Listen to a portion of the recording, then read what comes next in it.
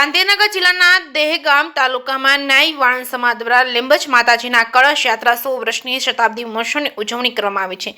ગાંધીનગર જિલ્લાના દહેગામ તાલુકાના 64 નાઈ વાણંદ સમાજ દ્વારા દહેગામ લીંબચ માતાના મંદિરે 100 વર્ષના શતાબ્દી મહોત્સવ ખૂબ ધામધૂમથી ઉજવણી કરવામાં આવી હતી. માતાજીના આશીર્વાદથી શતાબ્દી મહોત્સવ નિમિત્તે નીકળેલ સોનાની કળશ યાત્રાનો સમાજના દરેક ગામમાં ધામધૂમથી સ્વાગત કરવામાં આવ્યું હતું. આખો સમાજ માતાજીના આશીર્વાદ મેળવ્યા હતા. ખૂબ જ અદ્ભુત સહકાર તમામ ગામમાંથી મળ્યો હતો. કળશ યાત્રા દહેગામથી તારીખ 12/11/2024 થી માતાજીના મંદિરથી નીકળી તારીખ 28/11/2024 ની રોજ પરત આવી હતી. 16 દિવસ 70 જેટલા ગામોમાં લીંબચ માતાની કળશ યાત્રાના પગલા પાડવામાં આવ્યા હતા. દહેગામ તાલુકાના ગાંધીનગર તલોદ તાલુકાના સમાજના ગામમાં કળશ યાત્રા નીકળી હતી અને પરત આવ્યા બાદ દહેગામમાં ભવ્ય સ્વાગત સાથે બાઇક રેલી કાર રેલી કાઢવામાં આવી હતી.